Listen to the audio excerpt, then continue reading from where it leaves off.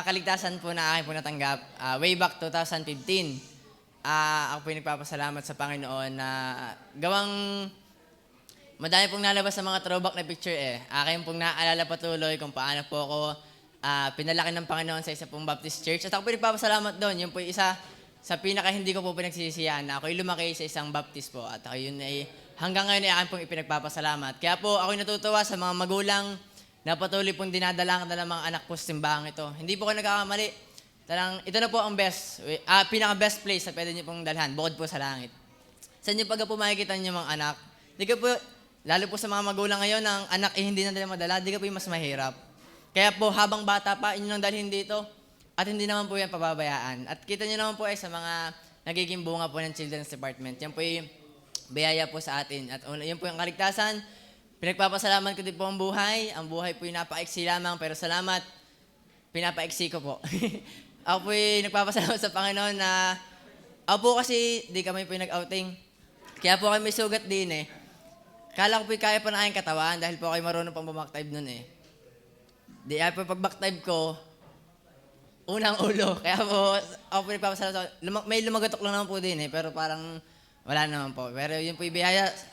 Biyaya po ang buhay. Kaya po, ako po nagpapasalamat din sa mga privilege na meron po na natatamasa po ngayon. Lalong higit po sa mga, bilang pong isang full-time worker, ako po nagpapasalamat sa Panginoon dahil nga po naulit last time, isa pong privilege na maging isang full-time worker sa lahat po ng privilege. Yun po sabi nga po, pwede ko namang maranasan yun eh. Pero biyaya pong ipinoprovide na po ng Panginoon sa akin. At yun po, pinagpapasalamat ko lalong higit po sa mga members at lalong higit po sa Panginoon na kayo po ginagamit sa amin pong mga buhay. Ako po nagpapasalamat sa mga ministry po na patuloy pong ipinagkakatiwala ng Panginoon.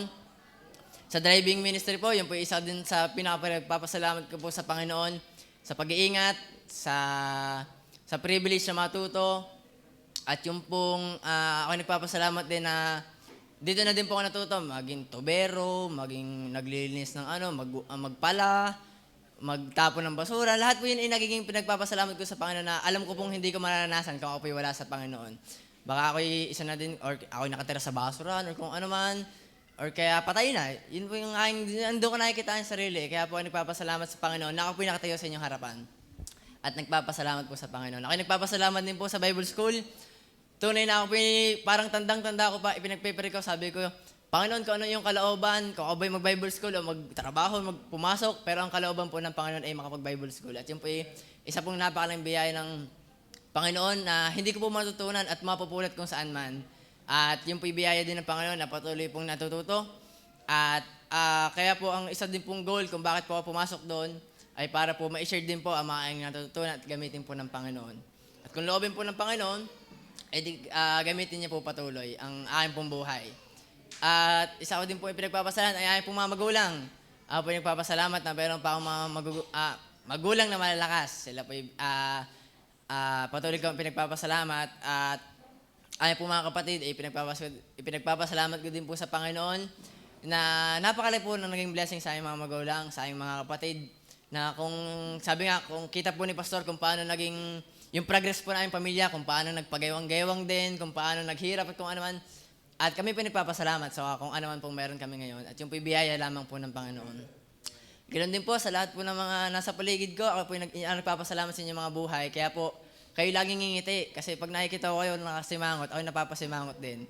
Kaya po kayo laging ngingiti. Kasi lagi ko, sabi ko nga po laging may androng nakatingin sa inyo. Kaya sabi nga, laging aayusin natin ang ating mga buhay. Lagi meron nakatingin po sa atin.